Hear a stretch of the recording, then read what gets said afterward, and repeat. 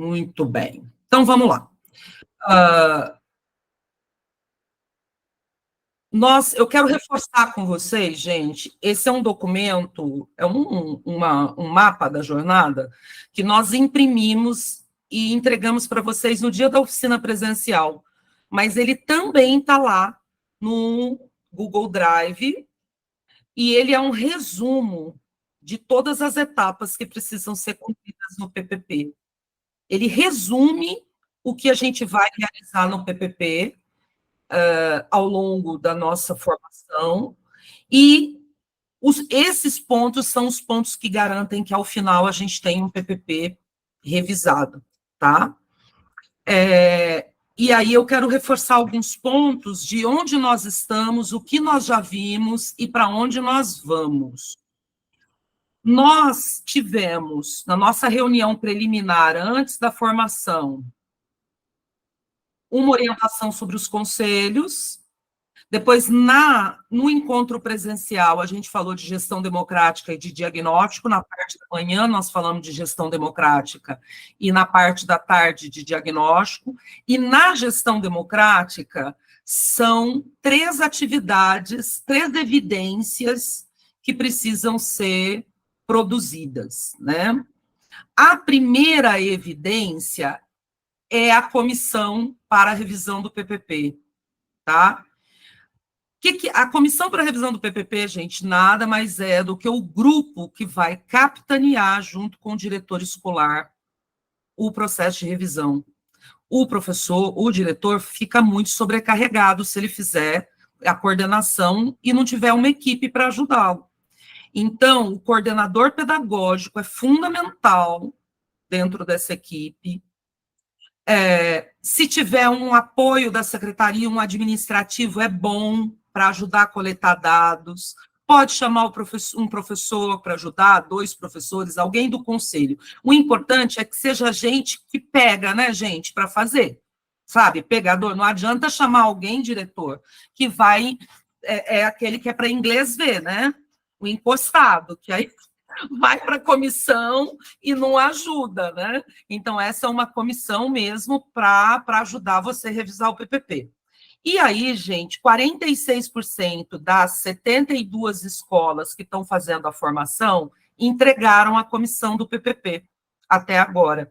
Isso me preocupou um cadiquinho, porque sem a comissão do PPP, significa que não instituiu ainda aí na escola quem vai revisar. Então, eu queria que os 54% aí das escolas que ainda não têm sua comissão de PPP façam uma força-tarefa. É só pegar quem vai ajudar você, diretor. Bota num papel muito simples, forma essa comissão que vai, gente, vai lá na capa do PPP como aqueles que vão assinar o PPP junto com o diretor, porque ajudaram o diretor a fazer. Então, eu peço aí uma especial atenção a isso, porque é o primeiro passo, né? Uma outra atividade dessa parte da gestão democrática é a primeira reunião do Conselho Escolar. Nesta reunião é apresentada a modalidade de revisão do PPP, a gestão democrática. E nós temos... Lembra que eu falei que não era... Lembra na reunião dos conselhos que eu falei que não era muito saudável passar de março a primeira reunião? Por quê? Porque depois disso já começa a ficar difícil justificar. Se vier um órgão fiscalizador no final do ano e pedir para fiscalizar como foi feito o processo, começa a ficar difícil justificar que você já está com um mês e meio de revisão de PPP e ainda não tem a primeira reunião com o conselho validando o processo. E nós estamos com 36% das unidades escolares com a entrega dessa evidência da primeira reunião. Então, eu gostaria que nesses próximos 15 dias de abril, os diretores escolares dessem um gás. A gente está tirando muita dúvida, os professores que estão fazendo a tutoria estão tirando as dúvidas no privado, no conjunto. Alguns a gente está reunindo os municípios para tirar dúvida, porque a gente sabe que alguns estão instituindo os conselhos. Então, gente, não deixa de procurar a gente. A gente está reunindo em conjunto, reunindo separado, tirando dúvida. Nós estamos, assim, a toda nesse mês com os conselhos. Oi, Adriana, pode falar. Desculpa te interromper, Lília. É para interromper, viu, gente?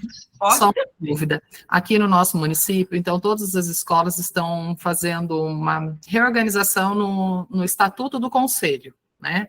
De acordo com aquele modelo que vocês enviaram. É uma dúvida nossa. Eles estão encaminhando aqui para a secretaria, a gente está fazendo a leitura, vendo, e agora eu levo para cartório para registro também, como o da PM.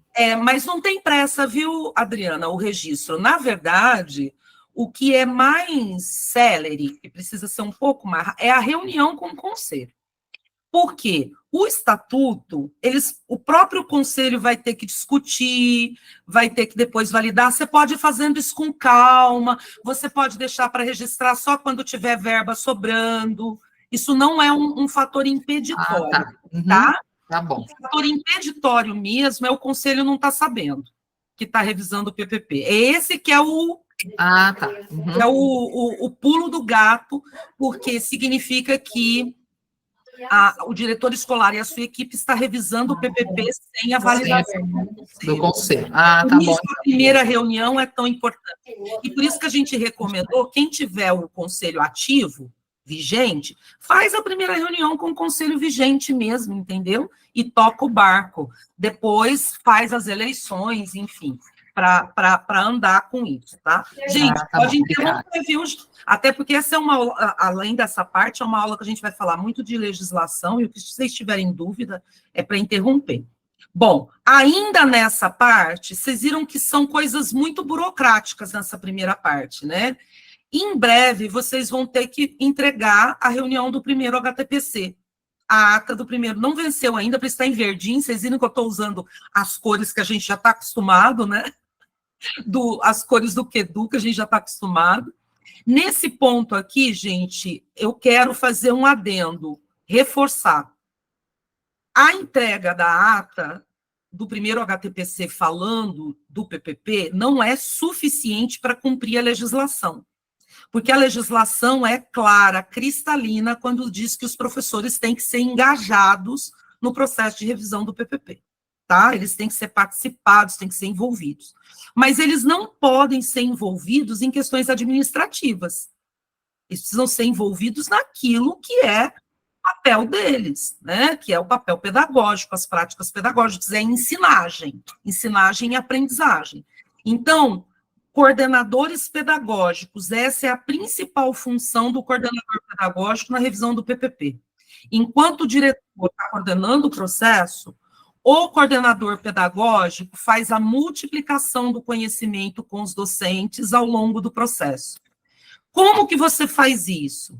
Gente, pega o nosso material didático, a gente produz os vídeos, produz as gravações, e aí você cria um mapinha, pode até usar o nosso mapa formativo, que é esse aqui. Esse aqui é o nosso mapa formativo, resumindo. Pode até usar o nosso mapa formativo, mas o coordenador pedagógico pode construir o mapa formativo dele também, porque tem coisas que pode ser que ele não queira discutir mais aprofundadamente com o docente, que não precise, por exemplo, tá? Suponhamos o diagnóstico administrativo financeiro. Talvez ele não precise aprofundar, só diga o que é. Então, o coordenador pedagógico tem essa função fundamental. Então, a evidência que vocês vão entregar para a gente é a ata, tá? Mas, lá no final da formação, nós vamos pedir para vocês relatarem para a gente como é que foi esse processo de multiplicação, como é que foi engajado. Vocês vão ter que contar isso no projeto político-pedagógico. Não é nem para nós. Vai ter que escrever lá no projeto político-pedagógico como esses docentes foram engajados. Esse era um ponto importante que eu queria frisar com vocês. Nós fizemos a aula do diagnóstico. Todo mundo já acessou o Google Sala de Aula. Quem não, gente, eu nem vou perguntar quem não acessou. Depois de um mês de oficina, Nem vou perguntar. Quem não acessou, entra no cone do silêncio lá com o seu tutor, pede ajuda e verifica lá. Mas eu nem vou mais considerar. A gente não vai poder ficar voltando muito nisso, tá? Então, lá no Google Sala de Aula, a gente produziu um mini vídeo aula para cada diagnóstico que tem que ser feito, dando passo a passo direitinho, para facilitar. Tem 20 minutos cada vídeo aula, explicando como fazer os diagnósticos, inclusive o diagnóstico de equidade. Assistam os vídeos e chamem os tutores para tirar dúvida. Isso daqui, gente, o diagnóstico, sem sombra nenhuma de dúvida, é o que mais demora na revisão do PPP. É o que mais demora. Então, vocês estão começando ele agora e tem até junho para fazer. Só que, pelo amor de Deus, vou falar igual a minha avó falava, por caridade, gente, não deixa para fazer em junho, porque vocês não vão dar conta, tá?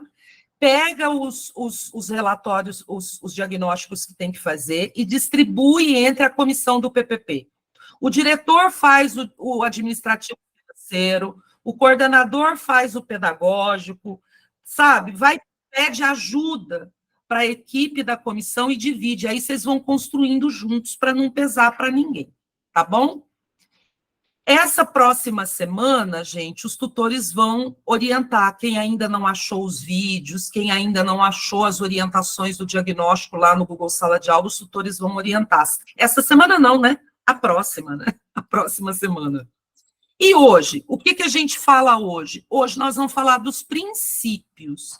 E a semana que vem, vocês já recebem o modelo do PPP. O modelo do PPP está pronto, gente. Está pronto o modelinho. Só que eu segurei, porque não faz sentido vocês receberem o modelo se vocês não têm nem a comissão do PPP ainda. Não tem nem o conselho organizado.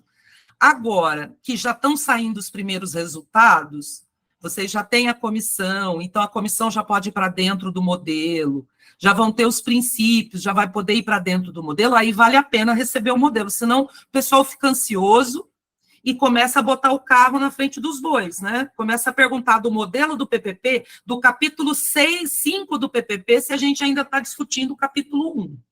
Então, a semana que vem, vocês já recebem o modelo na oficina que a professora Alicia vai dar sobre BNCC. Junto, a gente já vai mostrar o modelo e disponibilizar o modelo editável para vocês. Tá bom? Bom. O módulo 3 dos princípios e documentos norteadores da educação, ele tem 3 aulas. Esta aula que eu, Alicia e a Sandra daremos hoje.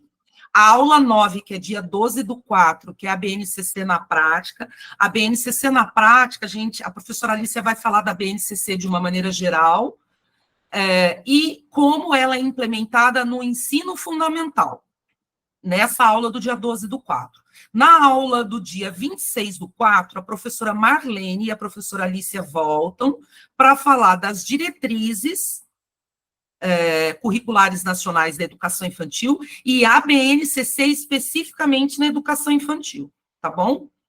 Então, essas são as nossas 3 aulas. Já está no Google Sala de Aula os princípios, o e-book 3, que é dos princípios norteadores, e as atividades dessas aulas, gente, são as atividades do capítulo do marco conceitual e referencial do PPP. Como é que esses princípios são materializados na escola. Então, tudo que vocês vão produzir nessas 3 atividades aqui já é texto, redação, que vai para dentro do PPP, entendeu? Então, é tudo já produzido, por isso que a gente vai entregar junto o PPP, porque aí vocês já podem até fazer dentro do modelo. Então, vamos lá. Vamos começar, então, fazer um reforço, gente. Lá nos idos de 1900 e bolinha e reco-reco, quando eu dava aula de projeto político pedagógico na pedagogia, e eu brinco com a Alicia que a primeira aula que eu dei de PPP não tinha LDB. Foi um ano antes da LDB. Eu sou velha, gente. Sou velha, sou conservada, mas eu sou velha, tá? Muita coisa mudou de lá para cá, mas é muita coisa. o fluxo de construção do projeto político-pedagógico hoje tem no seu ponto central, gente, a gestão democrática, tá? E, às vezes, eu ainda vejo muita gente tendo resistência com a gestão democrática, né? Resistência. Eu vejo, por exemplo, tem secretaria que elabora o modelo de PPP e manda pronto para as escolas, né? Já redigido, tudo pronto. Ou, às vezes, um supervisor que, para ajudar, facilitar a vida do diretor, vai lá, faz o PPP e manda pronto para a escola. Gente, isso não existe. Isso fere frontalmente o princípio da autonomia da escola e da gestão democrática e do conselho escolar. Quem elabora o PPP é a escola, em parceria com a comunidade escolar. E essa, é claro, com orientação e diretrizes da secretaria e da supervisão, sempre, tá? Mas a execução, a elaboração, a discussão, a implementação das metas, isso tudo está no âmbito da escola. Por isso, a gestão democrática, gente, está no centro do processo, tá? Quais são as etapas? A gente faz o diagnóstico, se respalda em princípios norteadores, legislações claras, define a identidade da escola, entende a função da escola e constrói a missão, a visão e os valores. Isso é a nossa próxima etapa. Constrói um plano de ação com metas. O Tribunal de Contas agora cobra as metas da escola e como elas estão sendo implantadas. E, a partir de então, gente, executa. E essa execução, ela é feita continuamente, sempre com o monitoramento e avaliação dos resultados para a correção de rota do PPP. O que significa isso, gente? O PPP, pessoal, é esse fluxo que vocês estão vendo na tela. O documento que vocês vão produzir chama-se evidência. O documento é uma evidência de que há um projeto político-pedagógico que tem um fluxo processual contínuo na escola de planejamento escolar. Então, o documento, gente, é evidência de que esse fluxo funciona. Mas o fluxo tem que ser contínuo. Porque, olha só, você planeja, você monitora continuamente, avalia periodicamente, a gente vai falar disso mais para frente. Fiquem tranquilos. Para corrigir rota, porque às vezes uma meta que você traçou não está funcionando, né, gente? Então, tem que fazer correção de rotas, certo? A gente vai fazer esse reforço, gente, todo módulo, para vocês entenderem e irem absorvendo e assimilando essa perspectiva. Bom, um segundo ponto, base nacional curricular do diretor escolar. Quais as competências do diretor escolar nessa parte dos princípios educacionais, falando especificamente do módulo 3, tá? Na dimensão político-institucional, gente, cabe ao diretor escolar reforçar, revisar e fortalecer os valores, princípios e metas da instituição. Isso significa, lembra da aula da Adriana, que tem que ter um processo de comunicação contínua. Deixa eu ver, tem gente querendo participar da chamada e parece que aí, pronto, que o Maurício tinha caído da chamada. Pronto, autorizei. Tem que ter um fluxo contínuo de comunicação dessas metas. Cabe ao diretor escolar, isso é, aí, gente, todo diretor sabe, né? Administrar em consonância com as diretrizes da gestão democrática registradas na legislação nacional. Na dimensão pedagógica, cabe a ele fazer a gestão e a coordenação da implementação da base, desenvolver inclusão, equidade e aprendizagem ao longo da vida e ampliar o seu conhecimento o tempo todo para promover essa legislação e essas normas, que é o que vocês estão fazendo aqui, né? Que é a formação, essa participação. Mas lembrando, o diretor coordena esse processo, e aí ele vai delegando. Isso posto, vamos aos princípios e ao marco referencial do PPP. Eu fiz aqui um desenho para vocês, gente, um mapa mental, tá? Bom dia. Bom dia, Iracema, seja bem-vinda. Tem dentro do PPP um capítulo de marco referencial, então hoje a gente vai estar falando de um capítulo inteiro do PPP, tá? O marco referencial, gente, ele é o conjunto de normas reguladoras e concepções que dão a base para toda a construção das práticas pedagógicas e da gestão escolar. Então, o marco referencial é aquele que a escola vai dizer assim no seu PPP. De acordo com a legislação tal, a escola faz isso. De acordo com a concepção de educação com qualidade social, a escola atua dessa forma.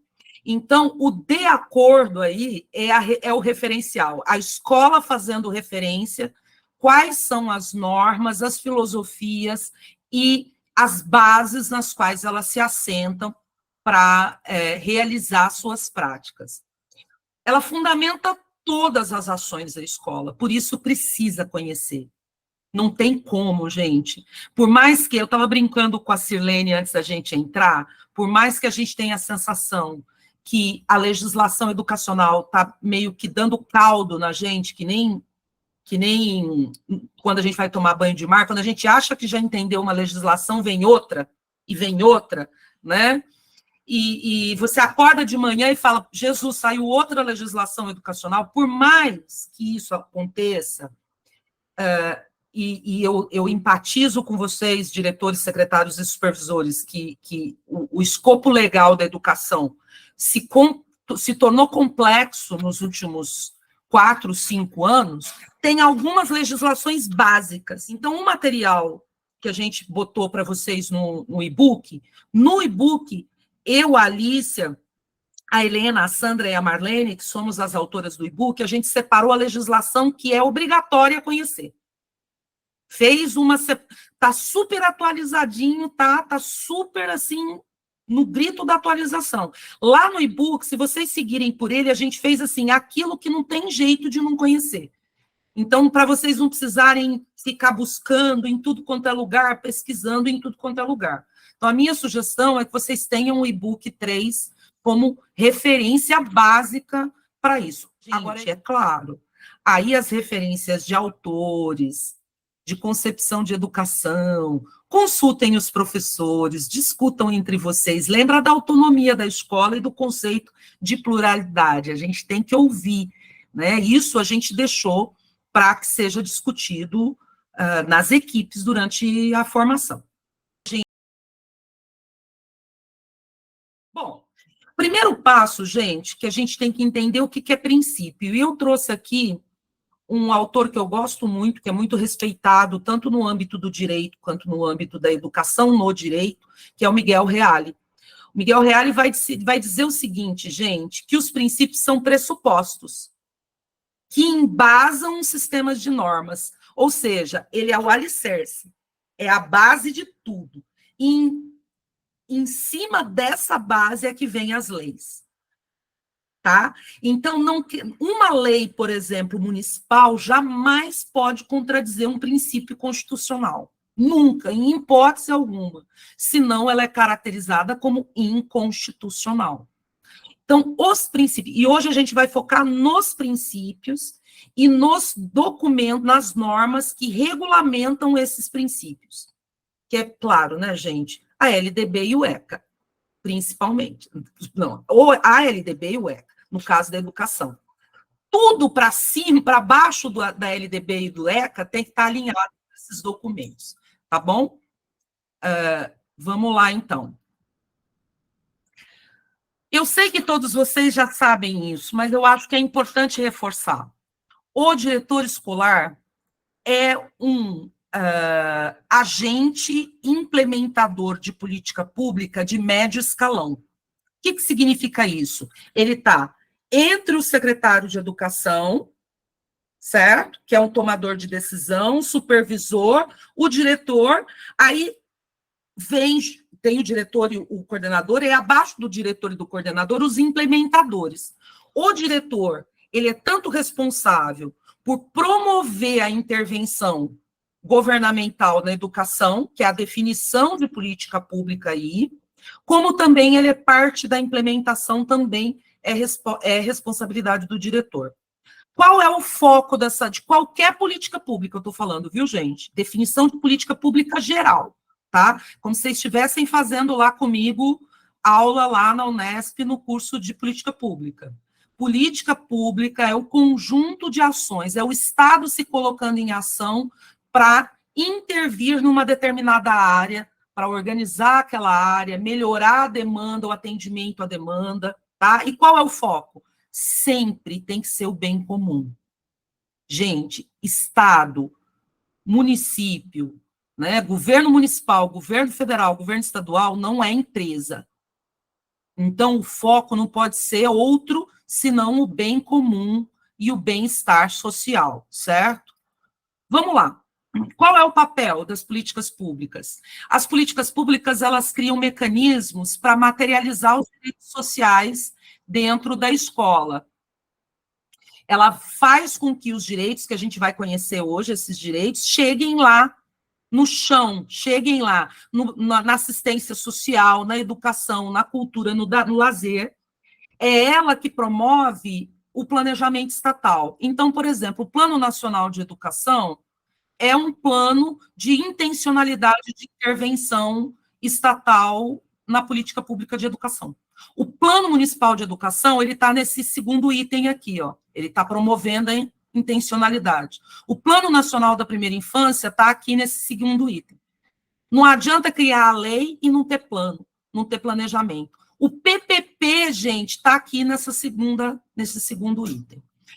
Definem o público-alvo, os critérios e os objetivos a serem alcançados. Por isso, também, isso tem que estar claro nos documentos de implementação. Quais são? Só para vocês conhecerem, gente, isso é de acordo com o artigo 6 da Constituição. Quais são os direitos sociais, tá? Que a Constituição garante?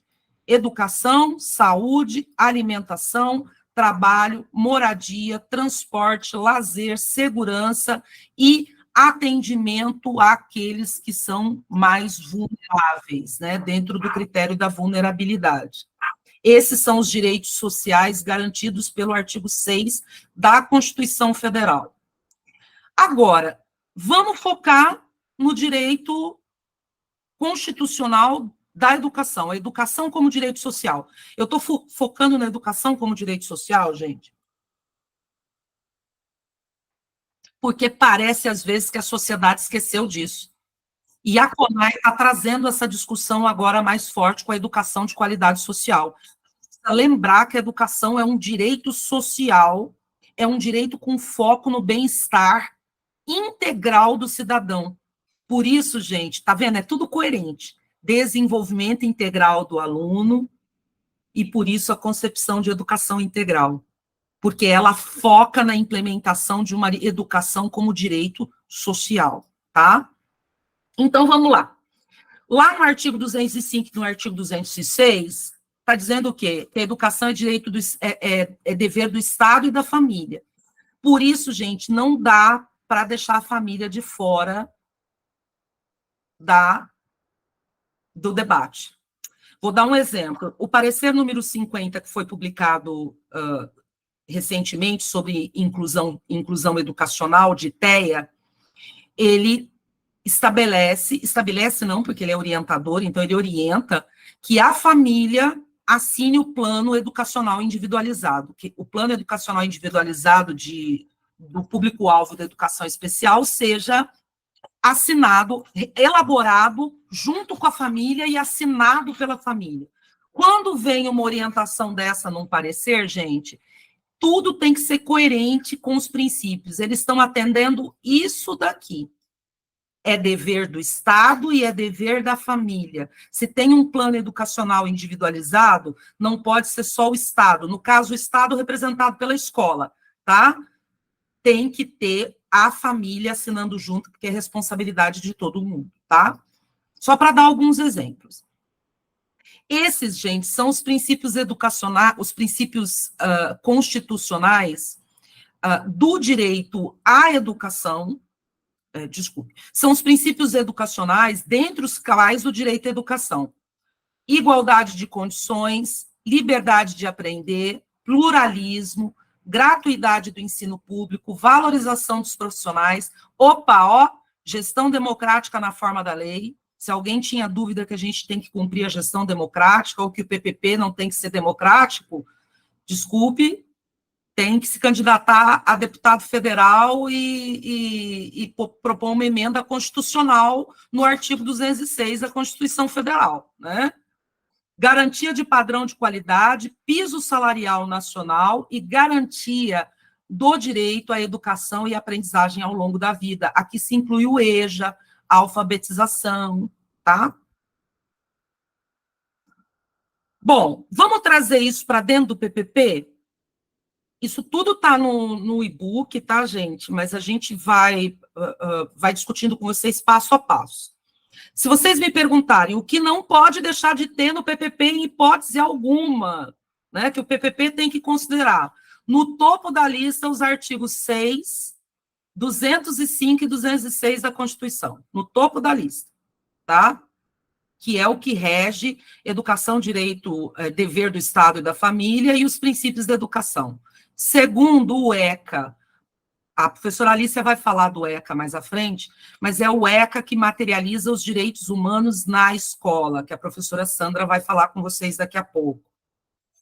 E a LDB, que é a norma regulamentadora dos artigos 6, dos artigos 205 e do artigo 206 na educação brasileira. Pessoal, faz quanto tempo que não lê LDB? Nem conta, né? Tem que ler, viu? Diretor, todo mundo. Diretor, professor, todo mundo. Mas o diretor precisa estar com a aba da LDB fixada lá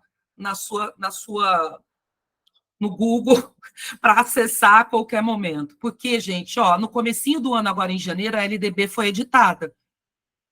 Ela passou por edição em 2 artigos, 2 leis editaram a LDB. Então, precisa conhecer, porque a LDB que a gente conheceu quando fez faculdade não é a mesma LDB de hoje, né? Ela foi, em vários momentos, editada. O ECA e a LDB, gente, ela é implementada na escola pela BNCC, pelas Diretrizes Nacionais Curriculares de Educação Especial, e ela é planejada intencionalmente com o Plano Nacional de Educação, os planos municipais de educação, o Plano Nacional da Primeira Infância e o Plano Municipal da Primeira Infância. E aqui, junto com a legislação fundamental, tem um destaque muito forte que não pode faltar no seu PPP, que é a chamada LBI, que é a Lei 13.146 de 2015, eu não pus aqui o 2015, mas é 15, viu, gente, aqui, que é a Lei de Inclusão, gente.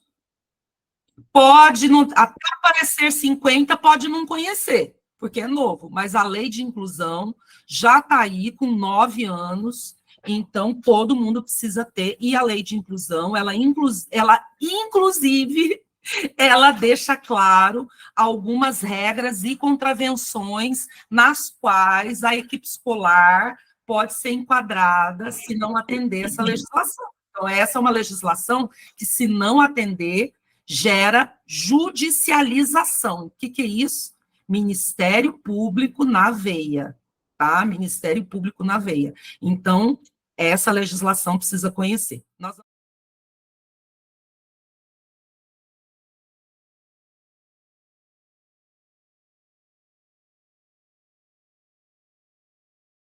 Bom dia a todas, a todos. É um prazer estar aqui com vocês. E a minha fala, ela vai ser muito pontual. Eu concordo com a Lilian, essa não é a aula mais suave, porque é uma aula com muita legislação, mas a minha fala, ela tem a função de dizer para vocês que isso não vai passar.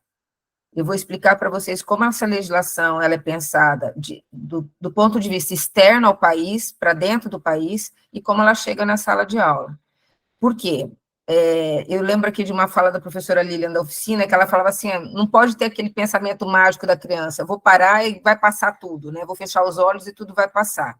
Não vai acontecer.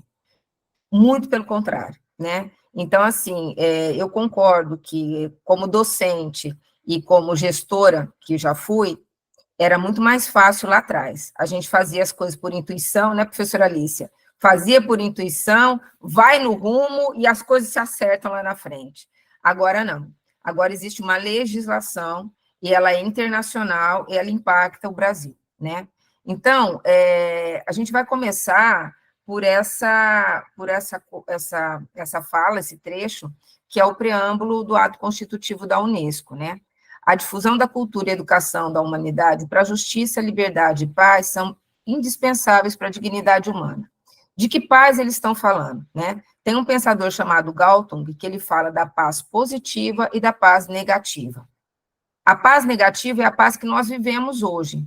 Então, por exemplo, na escola está tudo em paz, mas nós sabemos que tem caso de bullying, nós sabemos que tem caso de preconceito, nós sabemos que tem uma série de coisas que desafiam os direitos humanos e que faz com que a escola e a comunidade da escola, ela não evolua de forma construtiva. Então, vamos pensar, por exemplo, numa cidade. O Rio de Janeiro, teoricamente, está em paz. É uma paz negativa. Por quê? Porque você tem toda a questão da criminalidade.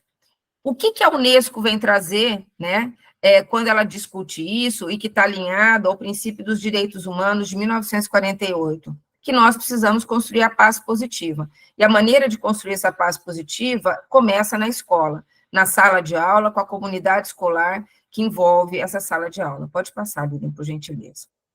Então, toda a estrutura do que vocês vão entender como direitos humanos na escola, e que aqui eu quero chamar a atenção, está dentro da competência 10, lembra que a gente conversou lá?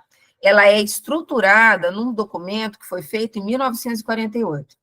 Tinha acabado de terminar a Segunda Guerra Mundial, e você tem a Declaração Universal de Direitos Humanos. Essa Declaração Universal de Direitos Humanos, ela vai conduzir toda a linha da legislação que vai ser produzida dentro do Brasil. Por quê? Porque, ao longo do tempo, o Brasil precisa dessa legislação para ter representatividade internacional. Então, vocês devem estar observando que nunca se prestou tanta atenção nos índices das crianças nas escolas, nas avaliações que são feitas, né? Por quê? Porque se eu não tenho uma evolução nessas avaliações, eu não mostro esses índices de forma internacional, eu não consigo verba para o país. Por que isso é importante? Porque significa que a pressão sobre vocês vai ser cada vez maior. Por quê? Porque são vocês que começam todo o processo. Muitas vezes não são vocês que são procurados para discutir essa legislação, mas é sobre vocês que recai todo o processo, né? Então, assim, esse artigo 26, que fala que todos os seres humanos têm direito à educação, a educação será gratuita, né, nos graus elementares e fundamentais, ela não é só mais isso. Ela avançou de 1948 para cá, tá? Pode passar, Lilian, por gentileza. E aí, por que ela avançou? Porque agora a educação ela é entendida como um direito habilitante. Eu já vou explicar isso para vocês. Então, vamos lá. Quando a gente vai falar sobre direitos humanos, a gente trabalha, basicamente, com 3 pacotes iniciais de direitos humanos. Eu não vou voltar em teoria, não. É só para vocês entenderem o que acontece aqui. Os direitos civis, né? O direito sobre a minha pessoa, o direito de ir e vir, assim, de forma bem rasa, né? O direito político, que é o direito de voto, de articulação, e o direito social. É aí que entra a escola. Porque o direito social é o direito que o Estado deve ao indivíduo. Ele é fruto da construção dos impostos que são pagos. Então, quando algum pai entende isso e chega para vocês e fala assim, eu pago o teu salário, ele não está sendo, ele entendeu o que aconteceu ali. Ele está sendo até injusto com você, mas ele entendeu o que aconteceu. E cada vez mais os pais vão chegar para vocês falando isso. Por quê? Porque isso é cada vez mais divulgado. Então, o direito social, o que é? É o direito à habitação, é o direito à dignidade humana como um todo, né?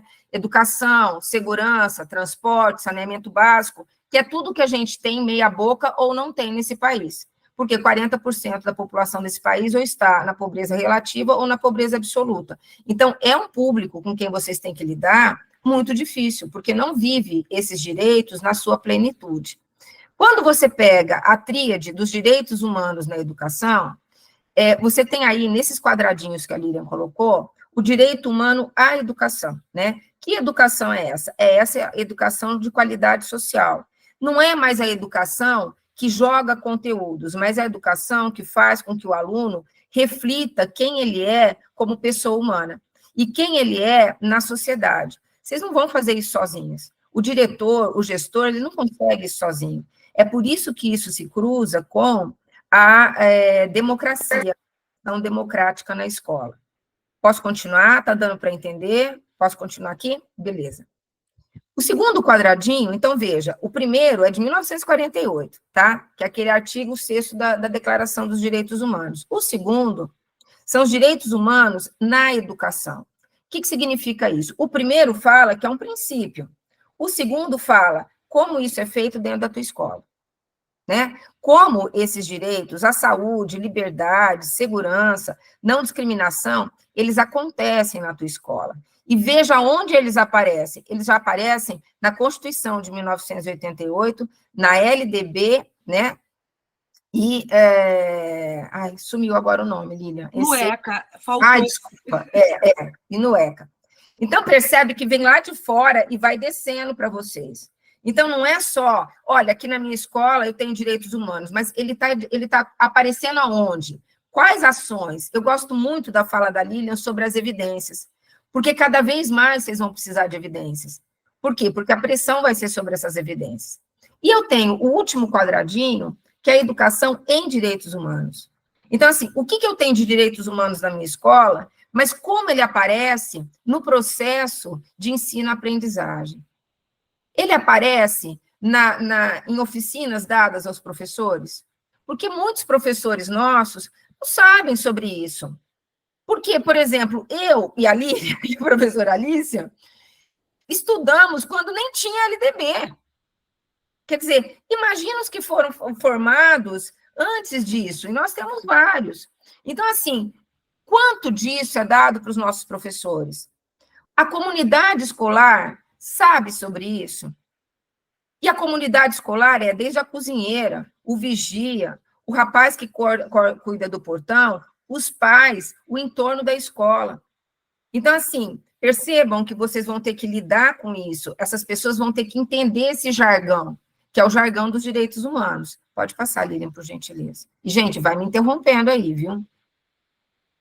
Pode passar. Sandra, se você me permitir, Claro. eu vou fazer um destaque para eles, a gente vai falar muito disso mais para frente, mas eu vou fazer um destaque já aqui, para eles já ficarem com isso no radar, que um dos fatores fundamentais aí da implementação da educação em direitos humanos, dessa tríade, é a 10.639 e a 11.645, que é a educação para as relações étnico-raciais, indígenas e história e cultura africana e indígena. Ela é parte importante desse processo, mas a gente não vai aprofundar aqui, porque a gente vai discutir isso muito para frente, depois na próxima aula vai falar também. E ela é forte, né, Lilian? Porque ela completou 20 anos.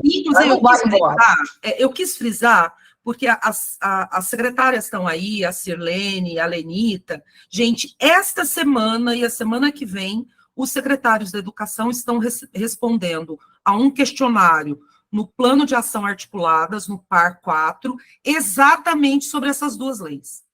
Eles vão ter que dizer o que as escolas estão fazendo em relação a esse último quadrado aqui. Então, é importante a gente olhar para isso para levar para dentro do PPP.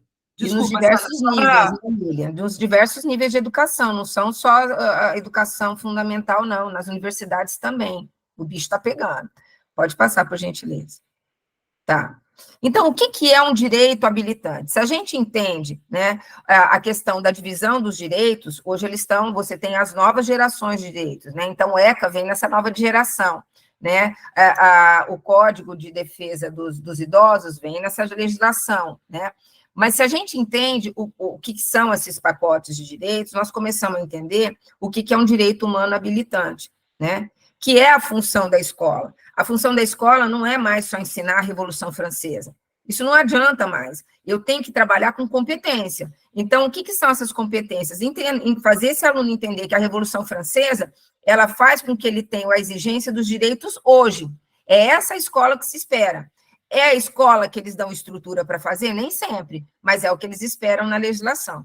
Então, o direito humano habilitante é aquele que permite ao indivíduo se colocar na construção da cidadania, né? Então, assim, e aí, se a gente voltar na BNCC, a competência 10, é isso que ela está dizendo, né? Se vocês voltarem para aquela minha aula lá atrás, na oficina, o que ela pede, né? Ela pede comprometimento, exercício de valores, ética, que é tudo que nós estamos em crise na nossa sociedade. Então, a educação como direito humano habilitante é aquela que vai permitir que vocês compreendam isso. E como é que você faz isso, né? Não adianta só falar a letra fria da lei, né? Aonde você discute isso? Você vai ter que discutir isso com os teus profissionais de educação. E não vai ser fácil discutir, porque muitos deles estão acostumados, e aqui nós estamos entre gestores, a gente tem que falar sobre isso, né? Porque a gente que é gestor sabe que alguns professores pensam assim, muitos deles estão acostumados, não, eu vou fazer do meu jeito que sempre funcionou.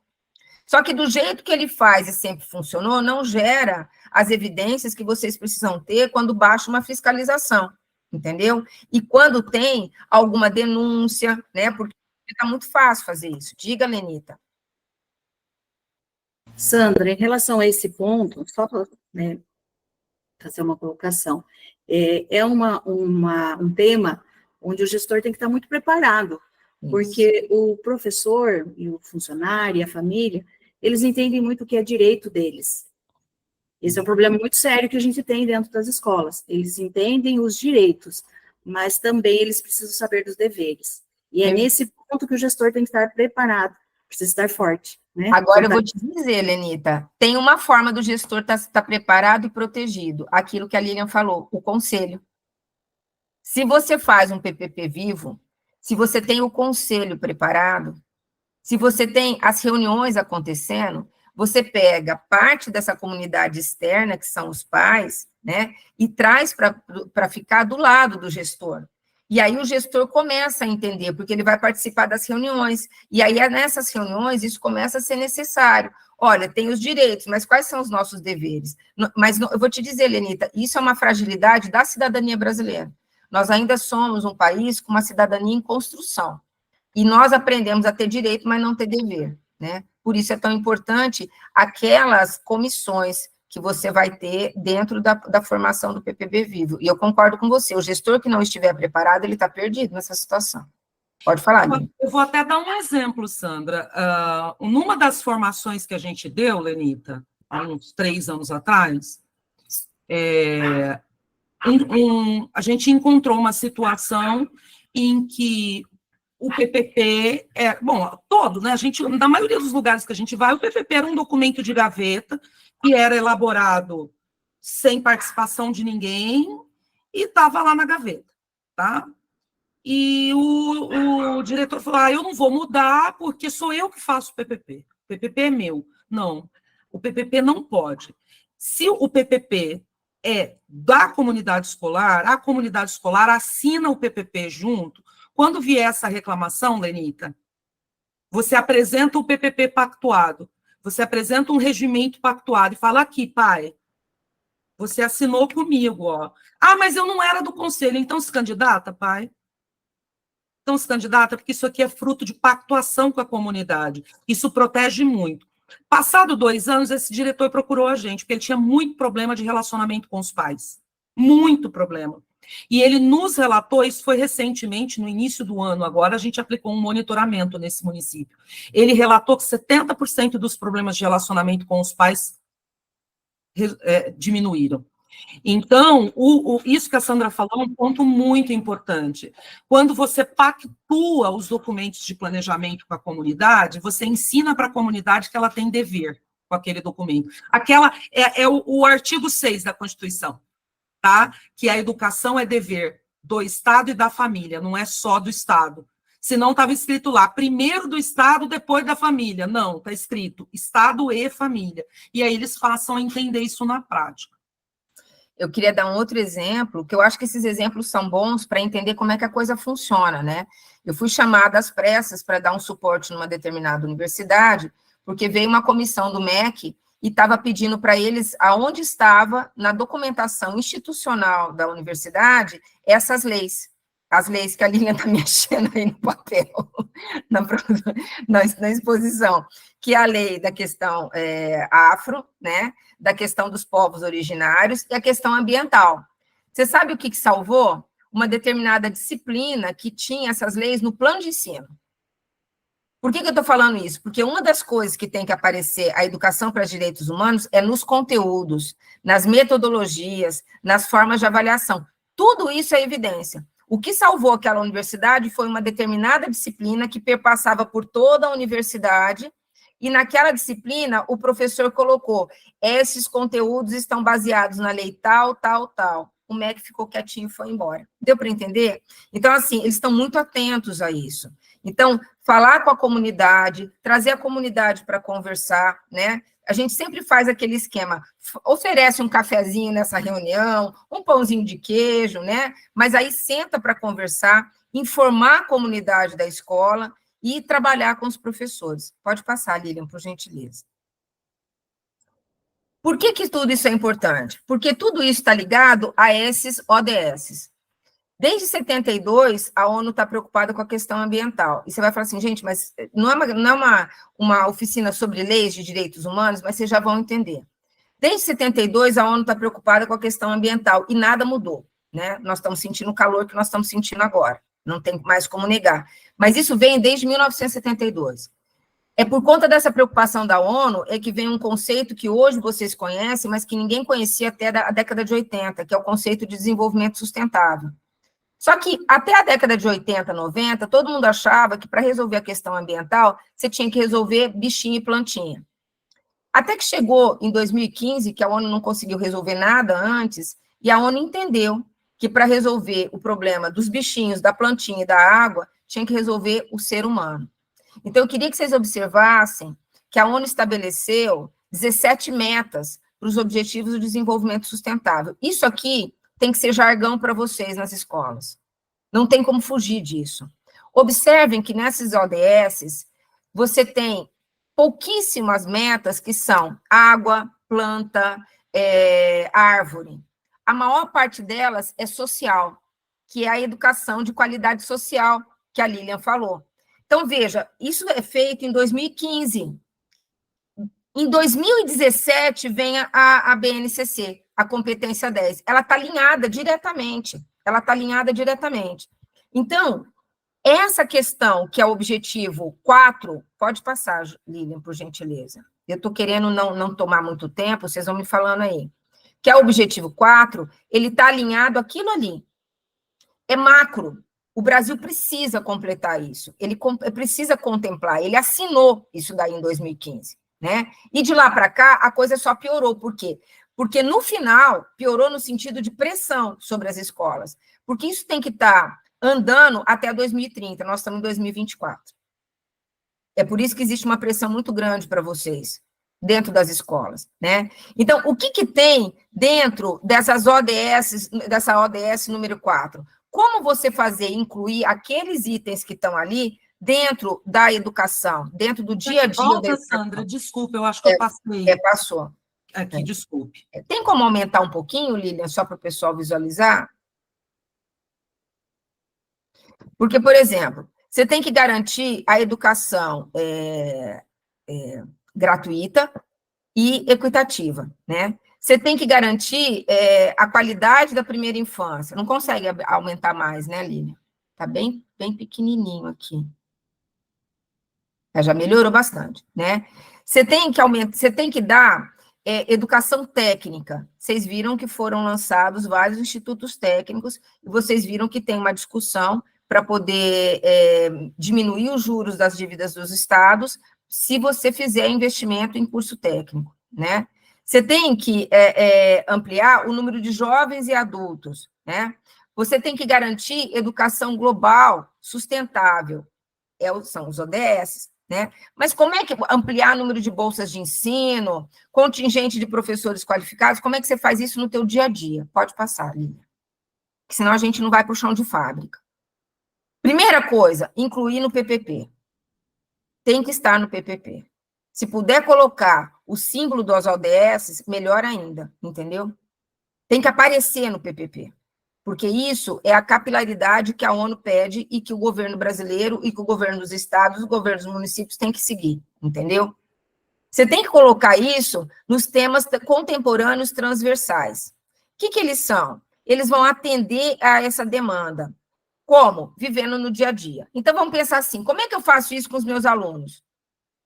Como é que eu trago isso para a cabeça de uma criança? Eu estou falando de direitos humanos. Eu começo trabalhando com ela a observação da sua casa e do caminho que ela tem vindo para da sua casa para dentro da escola. Direitos humanos não é uma coisa tão distante. Tem a ver com como é a moradia dela. Quanto tempo ela fica na escola? Qual é a produção de lixo que tem nesse caminho? Né? Tem pavimentação? Como é que é a água? Tem saneamento básico? Quando você faz a criança, mesmo a pequenininha, e a gente sabe como fazer isso com os pequenininhos, observar, elas estão entendendo como isso funciona. Mas para você chegar nesse ponto, você tem que trabalhar com os seus professores. Porque se você não sensibilizar os seus professores, depois, se vocês quiserem, eu achei um vídeo muito legal que foi feito pela VUNESP, falando de experiências, né, em sala de aula. Se vocês não trabalharem numa HTPC isso com os seus professores, eles não vão conseguir entender. E essa evidência do trabalho teu com os professores protege você, diretor. Protege você, gestor. Porque se eles não fizerem isso, recai sobre eles, no final das contas. Mas eles têm que ser sensibilizados, né? Pode passar. Antes de passar, Sandra, só para o pessoal entender por que a gente não aprofundou aqui, porque como essa parte aqui é da BNCC, a Alicia vai trabalhar isso bem aprofundado depois na próxima aula. Então, depois vocês ficam tranquilos, tá? Mas antes de... Acho que termina na próxima, né, Lilian? O meu slide? Antes de terminar, você sabe uma coisa que pega muito bem, você, e aí protege o gestor, é ter uma comissão de mediação de conflito. Né? Você pegar um grupo com a comunidade, com a comunidade escolar, a comunidade da extraescolar, né?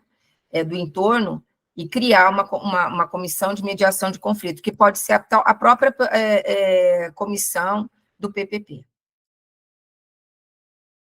A gente vai para regulamentação desses direitos, certo? O que regulamenta esses direitos? ECA e LDB na educação, tá bom? E aí eu vou chamar a professora Alicia para falar do ECA e a gente entender como implementar o ECA no nosso dia a dia. Só que antes de falar do ECA, eu queria falar um pouquinho para os diretores da legislação que a professora Lília e a professora Sandra já evidenciaram, né? Nós que estamos muito tempo na educação e fomos diretores de escola, e somos, né? A gente achava que legislação é uma coisa do supervisor. Então, a legislação veio na educação brasileira muito assim, o supervisor vinha na escola e informava, né? Vinha depois na educação municipal o dirigente e informava. Essa etapa, gente, já acabou, nós não temos mais, nós precisamos ler a legislação, organizar esse arcabouço da legislação, que é a nossa atribuição, e está lá no parecer 4 de 2020, na BNC do diretor de escola. É uma das atribuições.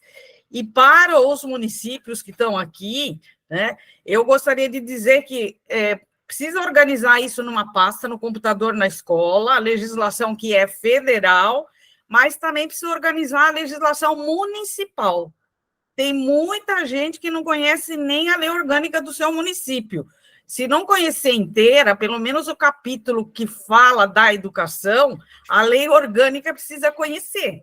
Então, é preciso também organizar isso de modo assim, que os secretários que estão aí, os diretores, os dirigentes, também encaminhem para a escola as legislações que já têm aprovadas e aquelas que forem sendo aprovadas.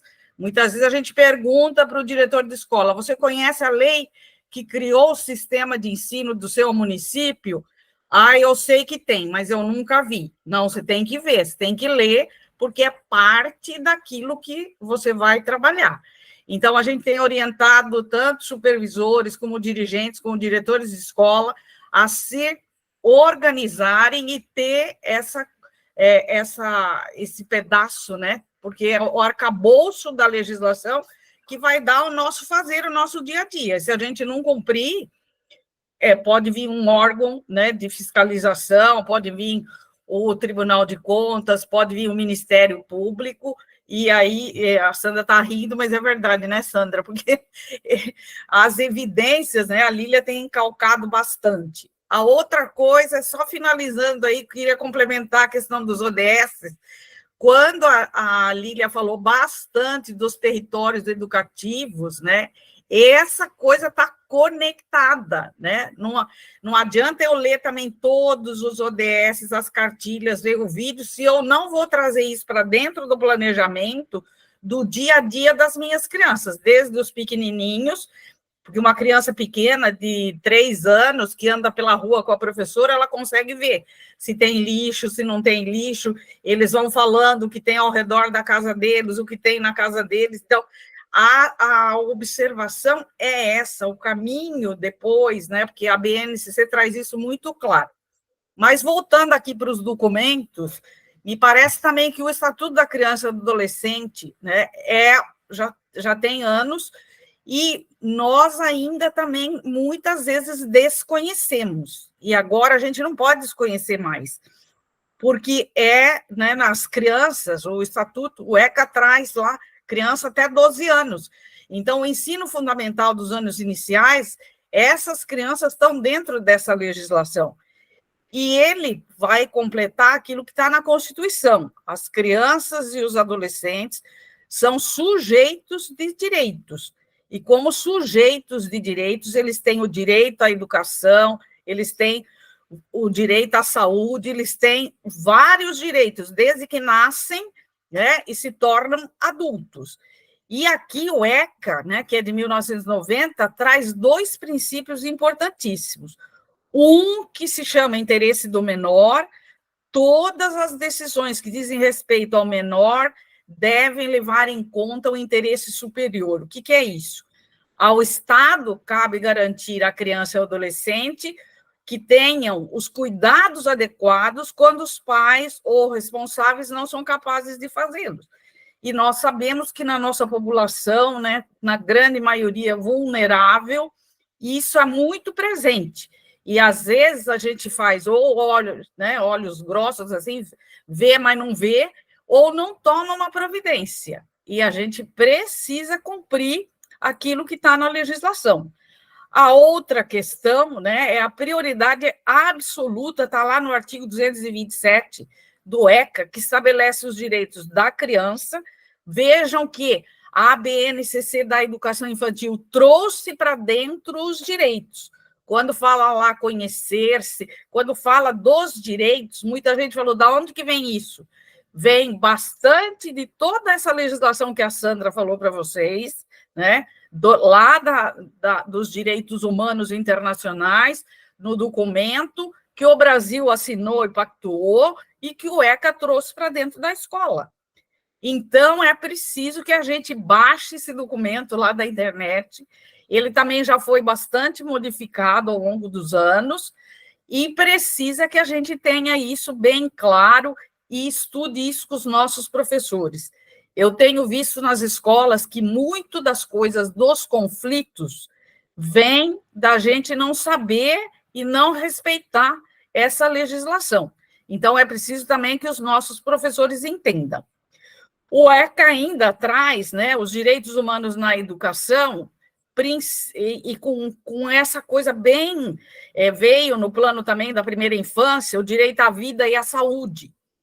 As ações que têm que ser feitas nas escolas, desde a educação infantil ao ensino fundamental, são ações intersetoriais. Não dá mais para a gente trabalhar por caixinha.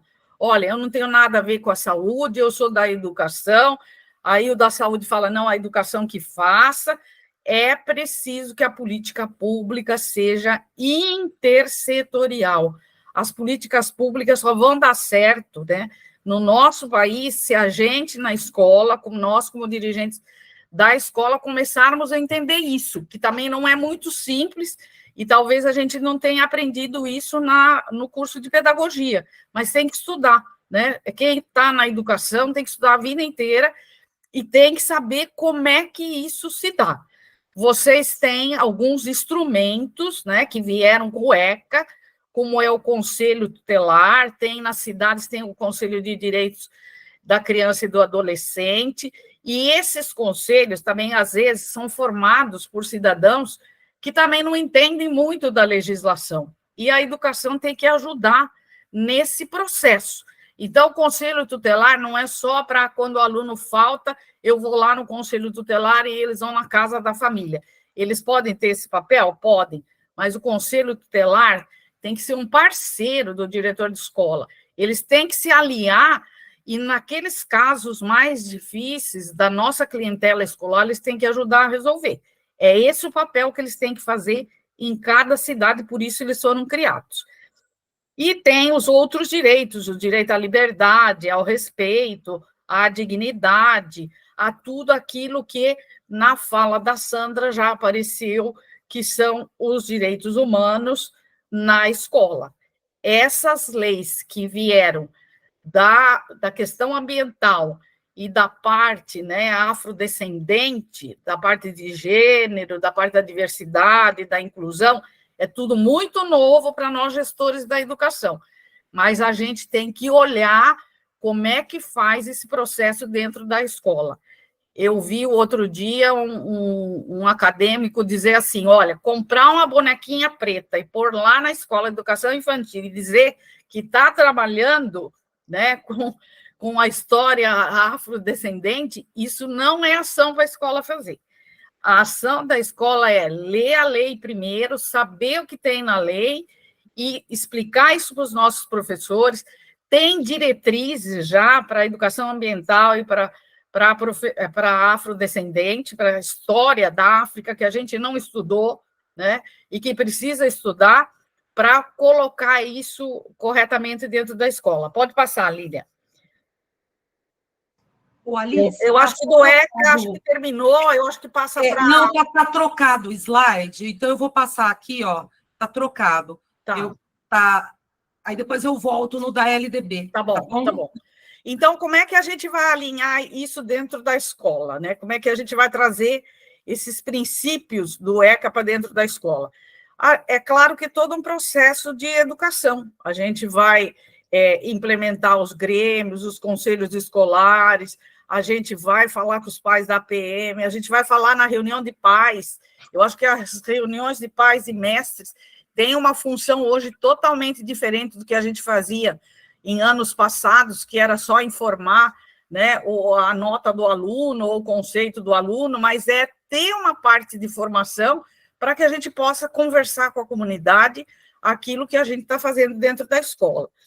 E aí vai garantir, né, nós vamos trabalhar isso ao longo do PPP, nos itens, né, quando vocês forem fazer depois os planos de ação para a escola, né, quais são as ações que a escola vai fazer, nós vamos olhar um pouco para essa legislação e ver qual é o diálogo, né, e as escolas podem também trabalhar isso a nível local, por exemplo, chamar o Conselho Tutelar para conversar com a comissão do PPP e ver quais os problemas que aquela cidade apresenta, o que eles têm feito na visita às famílias, o que eles têm orientado, e se não tem orientado nada, também tem que brigar um pouco para que a coisa aconteça de verdade e que o ECA seja um documento, uma legislação que a gente vai cumprir dentro do PPP, do regimento escolar e dos outros documentos da escola. Alícia, eu queria só complementar, né?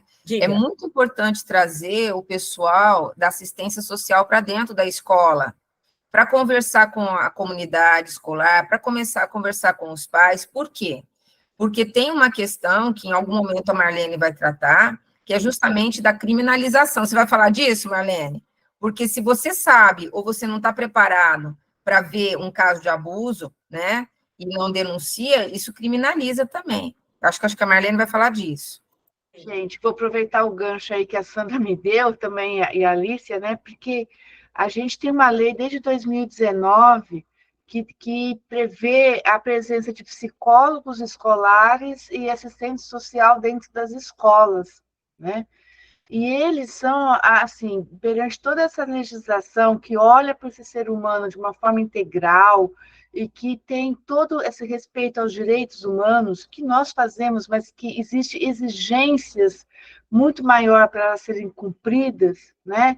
Para gerar evidências, a gente precisa do aporte técnico, né?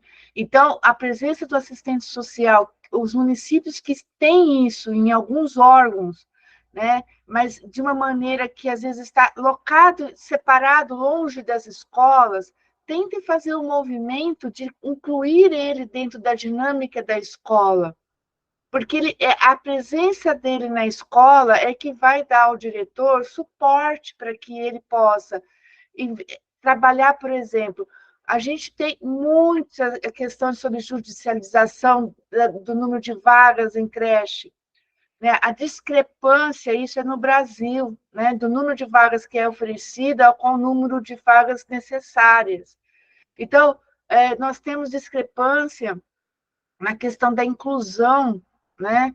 O quanto que é cumprida a lei de inclusão. Então, ter esses profissionais vão ajudar com que a gente trabalhe na linha dos direitos e deveres de uma forma coerente, né?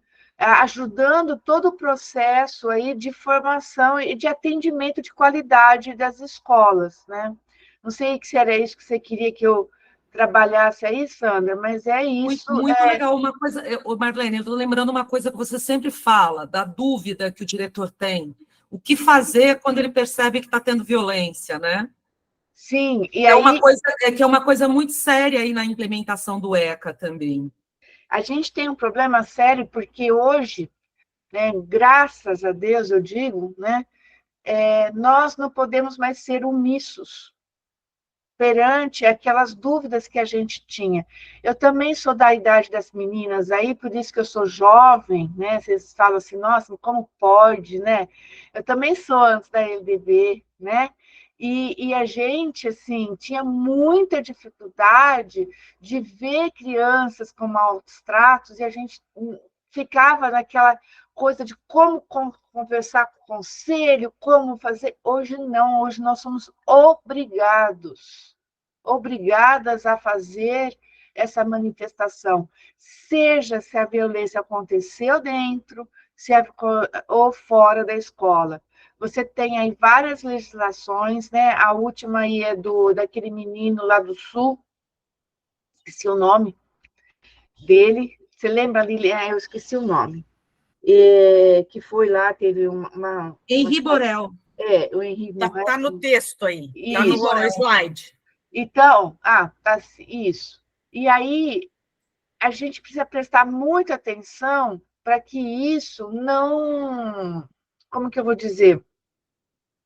Para que a gente não fuja aos alcances. Então, quando a gente tem suspeita, a gente já vai atrás, assim, já vai realmente incriminando a família, achando que a família está fazendo alguma coisa errada? Não. Por isso que é importante a gente ter o aporte dos psicólogos, dos assistentes sociais. A gente tem que fazer todo um processo investigativo, né? Eu costumo dizer que um prato de sopa a gente nunca come pelo meio, né? A gente sempre começa a comer um prato de sopa quente pelas bordas, então a gente vai pelas bordas tentando chegar a realmente o que está acontecendo com aquela criança, porque nem sempre é uma violência, nem sempre é exposição a um abuso, mas a gente precisa ter esse cuidado, não podemos mais fechar os olhos. Eu tive uma situação aqui, né, em Ribeirão, quando eu estava dando formação para alguns professores, que uma professora levantou, assim, indignada, de uma situação que ela saiu da escola e viu um garoto todo machucado. E quando ela abordou esse menino relatou que foi o pai dele que tinha batido. Ela pegou, trouxe essa criança para dentro da escola e levou até a diretora. A diretora falou assim, onde você pegou essa criança? Lá na rua. Então, devolva-la para a rua. Não é nosso problema. Né? Então, isso não é mais, não dá para a gente... Eu tenho uma frase que o pessoal gosta aí, é a seguinte, não depende de mim, né? Não depende só de mim, mas depende de mim. Então, essas legislações, elas têm essa condição, né? De fazer a gente refletir assim. Contribuição. Eu queria completar o seguinte, gente, os casos de judicialização por não cumprimento do ECA, por não cumprimento de leis, como a 13.344, a 14.800, e agora a que acabou de lançar em 2024, né? Logo vai aumentar ainda mais. Antigamente, quando se falava em judicialização, gente, era alguma coisa muito específica pelo não atendimento ao acesso à educação. Agora, questões cotidianas estão indo para a judicialização. A gente está vendo questões, por exemplo, do transporte escolar, o excesso do poder disciplinar indo para caso de judicialização. Como é que a gente pode prevenir na escola isso, gente? Primeiro passo, nós desconhecemos, e eu digo nós, eu me incluo nisso, nós desconhecemos como atuam os órgãos de justiça e de fiscalização. Então, a gente desconhece função e atuação de Ministério Público, Tribunal de Contas e Conselho Tutelar. A gente foi em escola, que a escola falou assim, eu liguei para o Conselho Tutelar. Aí o Conselho Tutelar falou, mas não é com a gente. Aí vai em outra escola, mas eu liguei para o Ministério Público, aí o Ministério explicou, mas não é com a gente. Então, o diretor precisa conhecer o diretor, o supervisor e o secretário. Quais são as funções e as competências desses órgãos para fazer os encaminhamentos adequados e estabelecer, gente, diálogo. O primeiro passo para evitar a judicialização é diálogo. Diálogo com o Ministério Público, diálogo com o Tribunal de Contas, diálogo com o Conselho Tutelar, para um compreender as funções do outro. Diálogo e escuta é fundamental. Agora, gente, eu vou reforçar de novo, eu estou parecendo disco quebrado. Evidência. Os diretores, os supervisores precisam desenvolver competências para elaborar bons relatórios com base em ciência, por isso o diretor tem que ser um pesquisador, tem que se desenvolver profissionalmente. O diretor tem que aprender a fazer evidência sem ferir, gente, isso é importante, a proteção dos dados dos alunos. Então, você não pode sair fotografando aluno e botando em relatório, tem que tomar cuidado com isso.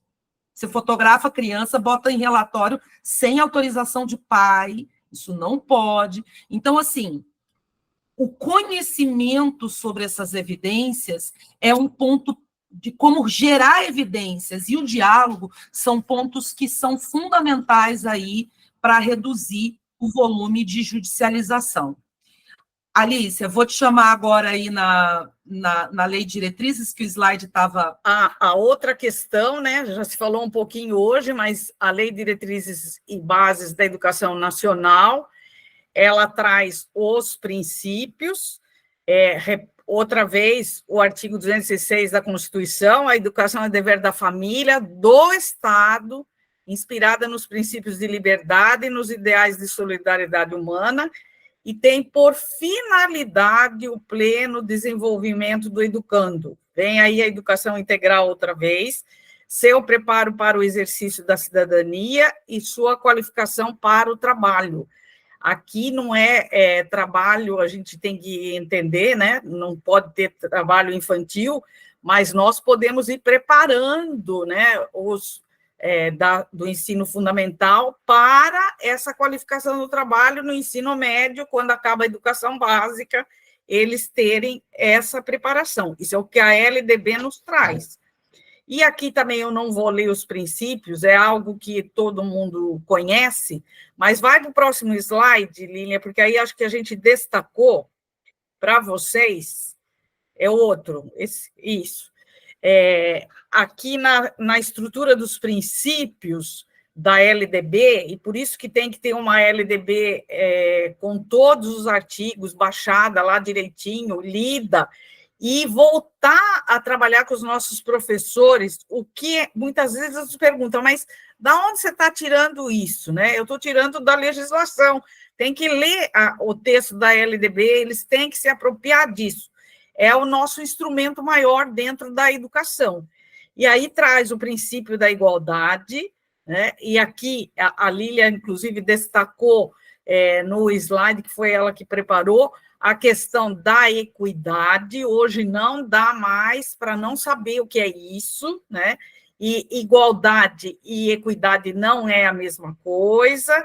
Nós queremos garantir que todos sejam iguais, para isso nós temos que diminuir, ter ações para diminuir essas desigualdades dentro da escola.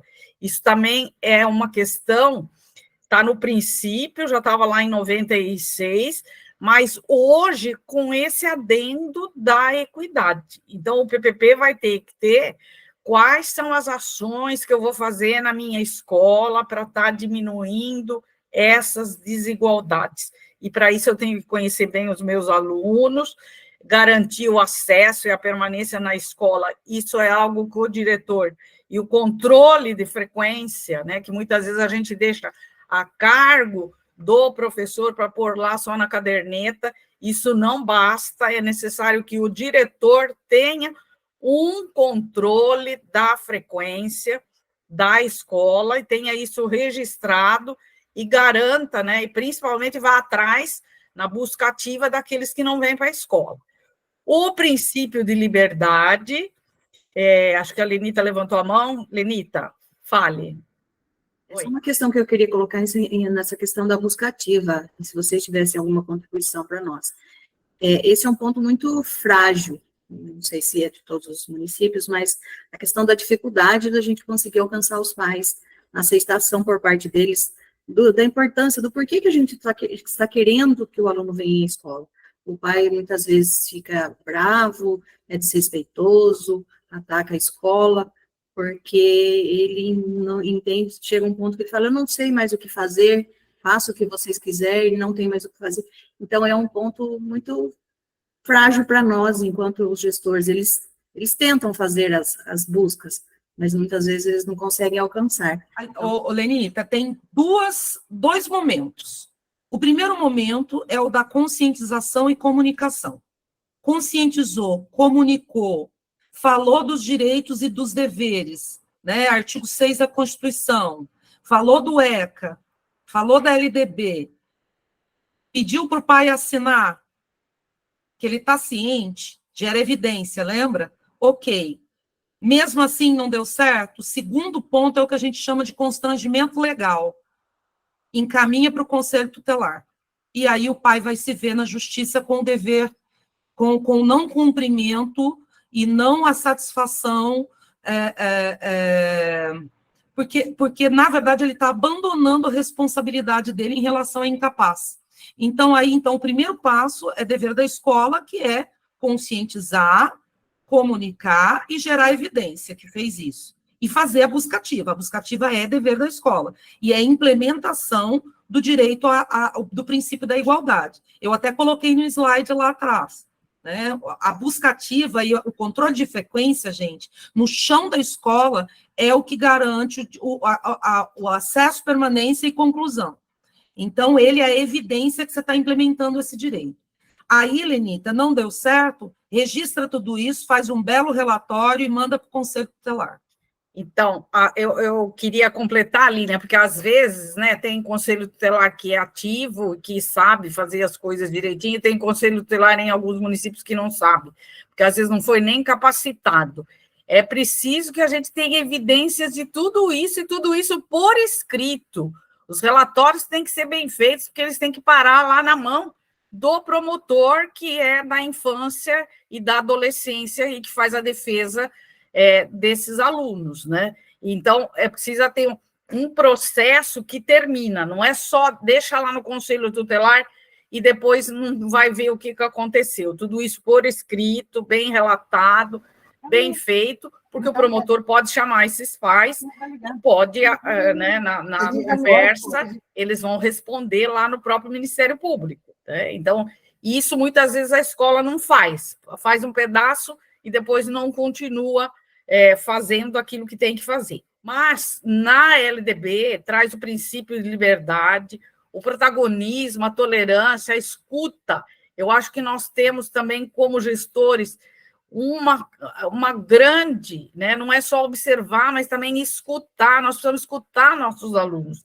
Muitas vezes a gente não, com o diretor como bombeiro apagando 1000 incêndios, não tem esse tempo, mas ele pode preparar um professor, o aluno, a partir do 3º, 4º ano, já pode ser representante de sala, eles mesmos vão se organizando, você escuta lá, através do representante, o que a sala está pensando. Então, aplicar o princípio aí de liberdade que veio na LDB. O de gestão democrática, que vocês agora já entenderam como é que é o processo, e esse da gestão democrática começa, né, veio agora muito forte em 2023 com a questão dos conselhos escolares, com os fóruns que vão ter que ser feitos com esses conselheiros. O plano nacional, estão vindo aí as diretrizes da CONAI para discutir e ampliar a gestão democrática na escola, e tudo isso vai trabalhar a questão da qualidade social da educação, que já se falou hoje também, né? A LDB traz outros princípios, como o respeito à diversidade, traz o pluralismo de ideias, traz a diversidade étnico-racial. As leis vieram porque estavam nos princípios. Muita gente acha assim, quando chegou a lei, mas o que é isso, né? E isso estava lá no princípio já da LDB. A valorização da experiência extraescolar, então, fora do muro da escola, no território educativo, como é que nós vamos trabalhar isso dentro do PPP, a vinculação da escola com o trabalho e as práticas sociais, e a educação como uma aprendizagem ao longo da vida. Precisa entender bem isso ao longo da vida, porque não é só a questão também do EJA, a gente pôs aqui, né, a educação de jovens e adultos, mas é preparar os nossos alunos desde a creche até o final do ensino médio. Né? O VAR veio lá na lei do Fundeb como uma das condicionalidades da gente preparar os nossos alunos em todos os níveis, educação infantil, ensino fundamental, anos iniciais, anos finais, e ensino médio. Nós temos uma defasagem enorme em todos os municípios brasileiros do ensino médio, por isso essa reforma atual aí do ensino médio, aquilo que a Sandra falou, vai ter até que a dívida, vamos ver se caminha isso, né, de pagar, os municípios pagarem as suas dívidas e os estados, em troca de ampliar a educação do ensino médio, porque é uma necessidade nesse país, senão nós nunca vamos ter a educação básica concluída, nós estamos fazendo pedacinhos da educação. Olha, consegui pôr todos na creche, ótimo. Esses da creche foram para a pré-escola, foram para o ensino fundamental, mas concluíram o ensino fundamental, foram para o ensino médio e concluíram o ensino médio? Está no princípio lá da LDB. Acho que é isso, Lilian. Obrigada, Alice. Antes de eu passar adiante, gente, tem só mais 2 itens que a gente vai abordar com vocês. Nós vamos falar de inclusão agora, que, lembrando aqui que inclusão e equidade está dentro aqui, da igualdade de acesso, permanência e conclusão, e a gente vai falar um pouquinho dele, e vamos rapidamente falar do Plano Nacional de Educação como implementador disso, tá?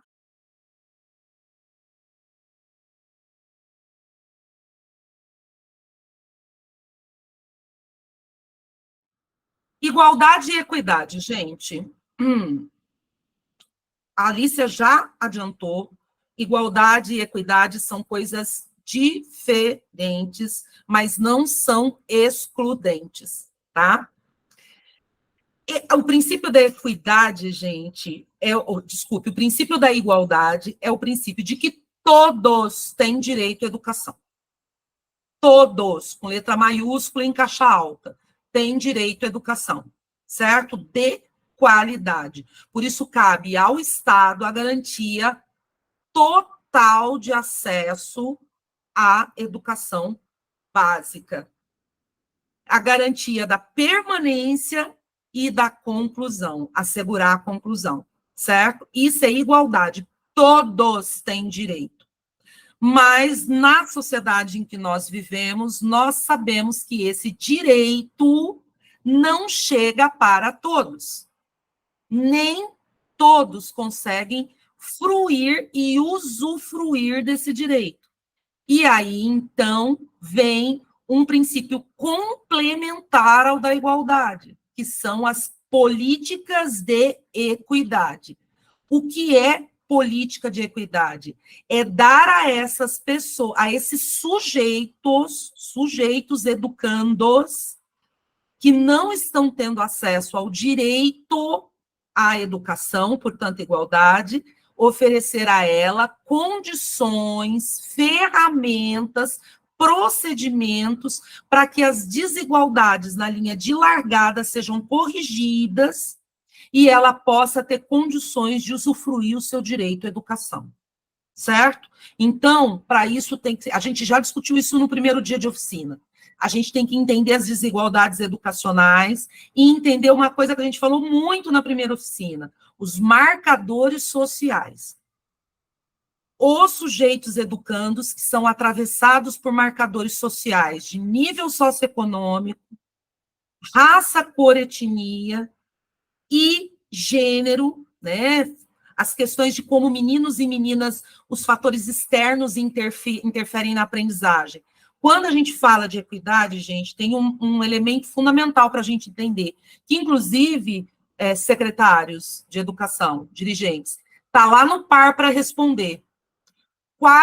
Os diretores e a secretaria têm um diagnóstico de como os fatores externos influenciam na aprendizagem do aluno? Gente, por que tem essa pergunta? Porque os fatores externos à educação, à aprendizagem, precisam ser conhecidos porque eles impactam. O nível socioeconômico, aquilo que a Sandra falou, onde ele caminha na rua, tem segurança, não tem segurança, rede de esgoto, nível socioeconômico, discriminação racial, o menino que larga a escola para ajudar o pai na roça, a menina que larga a escola para poder cuidar dos irmãozinhos, e por aí vai, tá? Para garantir que todos tenham educação, as políticas de equidade garantem a inclusão educacional. A escola trabalha com inclusão educacional para que a inclusão educacional se reverta em inclusão social, certo? Então, lembra, direito humano habilitante. A educação habilita para que o ser humano tenha igualdade de direitos. Para isso, gente, sujo, deixa eu limpar aqui. Para isso, primeira lei que tem que conhecer é a LBI, que é a lei número 13.146 de 2015, que é a lei de inclusão. Nela, o gestor vai ter orientações bastante claras de como efetivar a garantia de igualdade de acesso, permanência e conclusão da trajetória escolar para os alunos com deficiência, né? E aí vale, vamos separar o que é educação inclusiva e o que é educação especial, tá? Educação inclusiva, gente, é aquela que garante isso daqui, ó. Todos com direito à educação. Então, eu incluo quem tem baixo nível socioeconômico, marcador social de raça e cor, por gênero, pessoas com deficiência, com distúrbios, transtornos de aprendizagem, eu incluo todos. Isso é educação inclusiva. Educação especial é aquela cujas especificidades atendem o público-alvo definido nas diretrizes para a educação especial. Quem é o público-alvo? Os alunos com deficiência, os alunos com TEA, os alunos com altas habilidades, certo? Então, que é o atendimento especializado. Então, educação especial está dentro de educação inclusiva, ok? Até aí, tudo bem? Quais são as bases que precisam estar no PPP, gente, sobre isso? Garantia de acesso. Isso, ok, gente, a secretaria garante. Mas a garantia de permanência, olha, Elenita, a sua pergunta da busca ativa. Quando o Tribunal de Contas perguntar qual é a evidência de que está garantindo a permanência, a busca ativa entra aqui, ó. Eu tenho que ter procedimentos e protocolos, tem escola, gente, que não faz monitoramento de frequência de aluno ainda. No século XXI, tem escola que ainda não monitora frequência de aluno, que o diretor não tem o monitoramento da frequência de aluno. Isso não acontece na região de vocês, né? Mas a gente vê, eu e a Alice já viu isso acontecer aos montes por aí. O diretor não sabe nem quantos alunos tem matriculado. O Tribunal de Contas chega, ele vai perguntar para a merendeira. A merendeira sabe quantos alunos tem, o diretor não sabe. Graças a Deus, isso no estado de São Paulo já foi eliminado, né? Mas ainda tem muito no Brasil aí. Empatia e conscientização, aprendizagem significativa, que é aqui que entra, considerar a experiência lá fora, os fatores externos do aluno, o respeito à diversidade e equidade e igualdade de oportunidades. Como é que eu trago isso para dentro do PPP, gente? Primeiro passo, já bota aí no teu caderno, vai ter que definir meta e objetivo de educação inclusiva e de educação especial.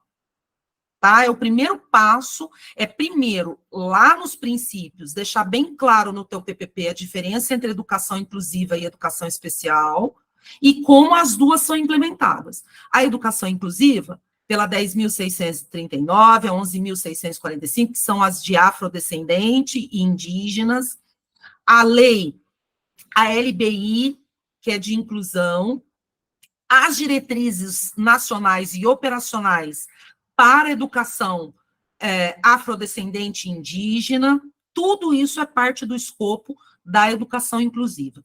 Da educação especial, a legislação específica de TEA, de pessoas com deficiência e de altas habilidades, que esses, gente, de altas habilidades, repararam que fica esquecido no rolê, né? Ninguém fala deles e a gente sabe que é uma questão muito forte e que nem sempre é vista pelos professores na escola. Segundo ponto que tem que estar no PPP, o atendimento à Lei 14.819, que mudou a LDB. Gente, essa lei é muito séria. Essa e essa daqui, elas mudaram, alteraram a LDB. Então, não é qualquer lei, entendeu? Elas alteraram a regulamentação do direito à educação. Portanto, agora, a promoção da saúde mental e cultura da paz é lei e deve ser implementada na escola. Como é que você faz isso? Gente, eu vou até perguntar depois vocês colocarem no chat. Todo mundo conhece o Programa Saúde na Escola, PSE? Todo mundo conhece? Quem não, quem conhece, coloca no chat para mim, se conhece. Por quê? O diretor tem que fazer parte desse grupo de trabalho intersetorial do PSE. E essa lei coloca esse grupo de trabalho como responsável por implementar essa lei. Então, o diretor não vai implementar sozinho. Então, o que tem que vir? Ai, que legal, gente. Muita gente respondendo que conhece. Putz, muito feliz. Então, o pessoal que está respondendo, Arandu, Marinês, Eduardo, um monte de gente já respondeu, conhece. Como você vai dizer no teu PPP? Você vai dizer o seguinte, como é que é a atuação da escola dentro desse grupo de trabalho para implementar essa lei. Então, procura, lembra da articulação intersetorial? Faz contato com o PSE aí do seu município, faz contato, quem não participa do grupo de trabalho, o grupo de trabalho tem que ter um participante da educação, a escola tem que ser parte desse processo, e essa articulação vem para dentro do PPP como cumprimento à Lei 14.819, tá bom? Terceiro ponto, atenção à Lei 14.811 de 2024. O Eduardo está dizendo que o PPP contempla a intersetorialidade. Perfeito, Eduardo. O que você vai fazer? Você vai complementar, trazendo para dentro dessa parte da intersetorialidade, o grupo de trabalho intersetorial do PSE e o cumprimento à legislação. Mesmo que isso não aconteça agora, vocês já articulam que isso vai ser desenvolvido nos próximos anos, entendeu? Não tem que ter correria. Tem que ir lá articular, conhecer o grupo, coloca no PPP como é que isso vai ser executado ao longo do ano. A Lei 14.811, que está sendo conhecida como a Lei do Bullying e do Cyberbullying, gente, ela é muito mais do que isso.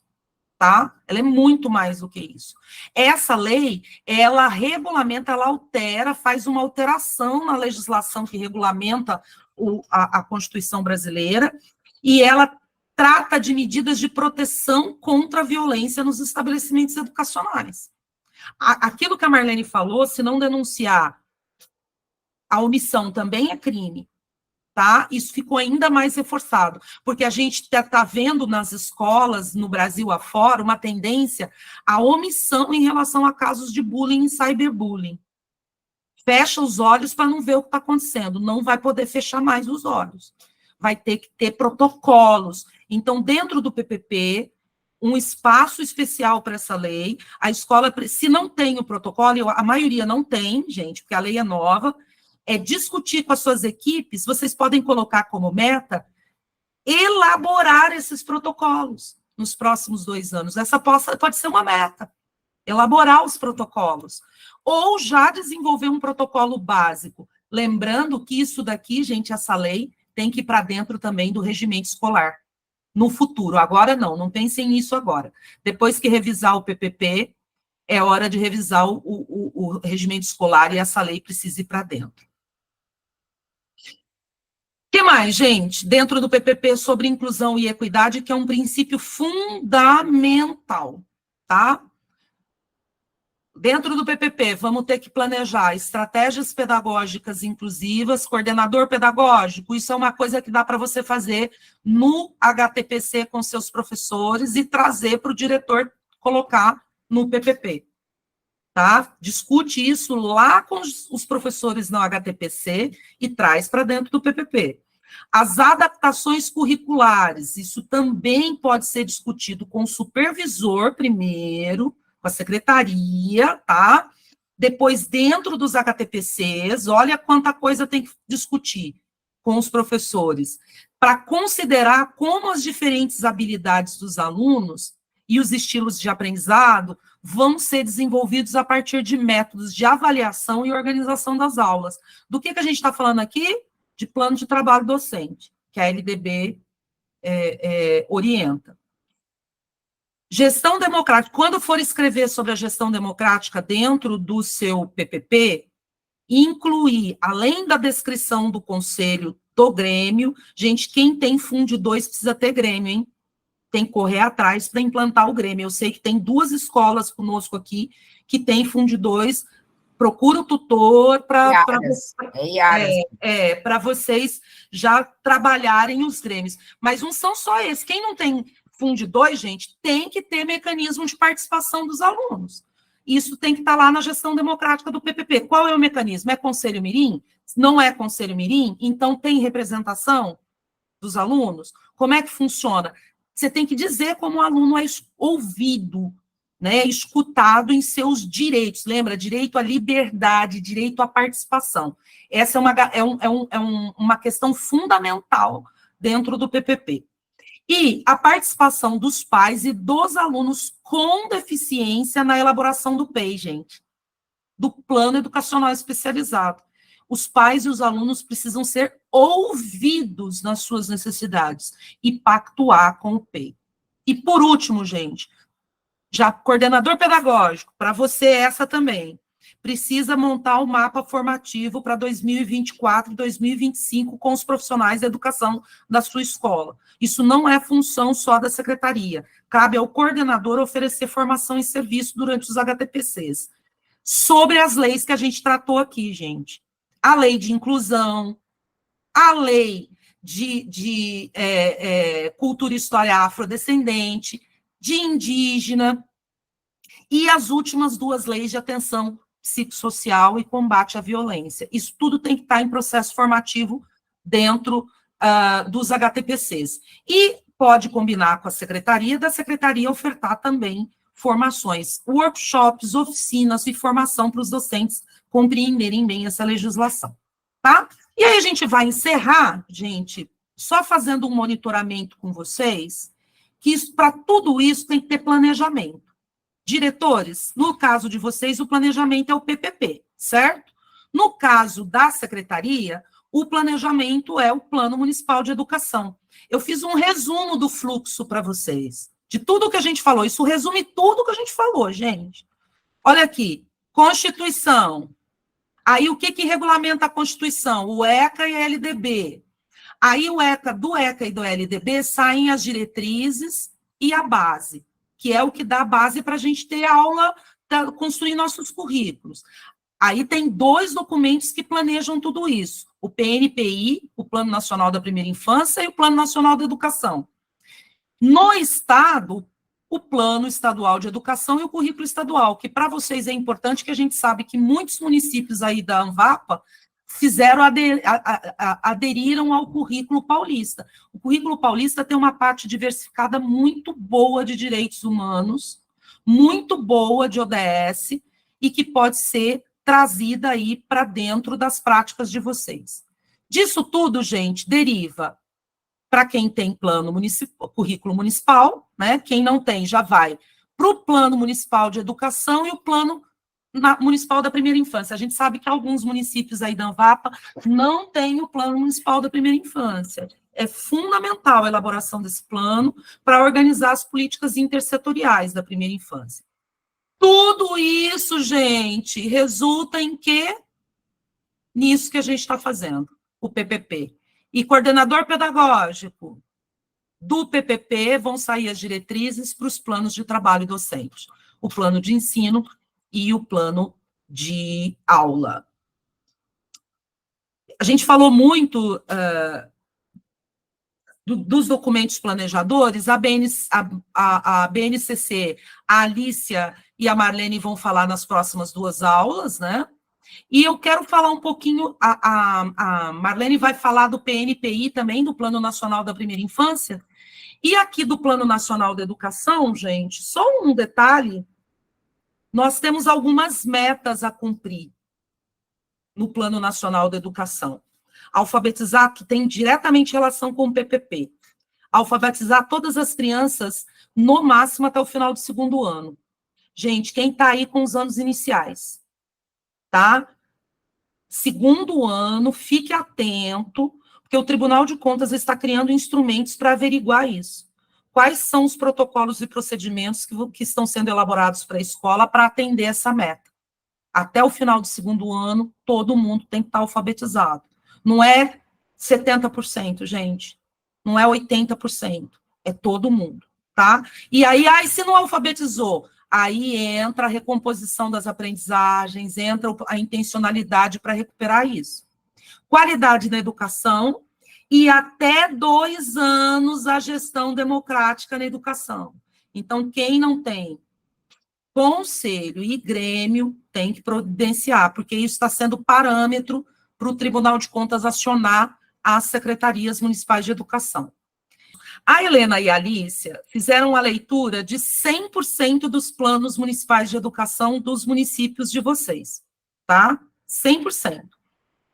E aí a Helena destacou para vocês 4 itens que são comuns nos planos. Meta de revisão do projeto político-pedagógico, estamos cumprindo agora, né? Revisão e constituição dos conselhos escolares, estamos cumprindo agora, todo mundo, vamos, se Deus quiser, até o fim da formação, todo mundo tem conselho, né? Ou o conselho instituído e com estatuto revisado, até o final da formação, eita, né? Firme e forte. Integração das propostas pedagógicas da escola ao território, é meta de Plano Municipal de Educação de vocês. E aí a gente está implantando o quê? Os grupos de trabalho do território educativo na perspectiva da educação integral. Isso já responde essa meta. E realização das atividades intersetoriais. Programa Saúde na Escola, Plano Municipal da Primeira Infância, articulação com o CRAS, articulação com o Ministério Público, com o Conselho Tutelar. Tudo isso vocês colocando no PPP, o município cumpriu essa meta. Olha que delícia, né? Deixa eu só completar um pouquinho, Lilian, que os planos municipais, eles precisavam, né, foram aprovados em 2014, 2015, por 10 anos, vão até 2024. Esse ano é o ano de fazer uma avaliação desses planos para poder construir o outro de 24 a 34, né? vem aí as orientações da CONAI, do próprio Ministério da Educação. E aí a gente está trabalhando com cada município para a avaliação desses planos. Nós estamos avaliando e monitorando. É um trabalho que as secretarias estão fazendo, mas que depois também precisa dar uma devolutiva para as escolas e ver realmente até onde cada plano em cada município foi. É o conjunto das escolas e as secretarias ou as coordenadorias de ensino juntos que vão dizer como que essas metas foram cumpridas ou não, né? Então, tem que ter avaliação, e aonde não cumpriu a meta, nós vamos ter que escrever algumas notas técnicas, explicar por que o município não cumpriu. Então, esse é um trabalho que a gente está fazendo e que talvez a gente precise acelerar um pouquinho, porque nós só fizemos de 2 municípios, e são 10, e também os outros municípios que não estão participando da formação. A Lenita, que é da Câmara Técnica, isso é uma informação que precisa ir para todos, né? Porque todos os planos municipais no Brasil têm que ser avaliados, têm que ser monitorados e saber exatamente aonde a gente está naquelas 20 metas que o Plano Nacional de Educação trouxe para cumprir.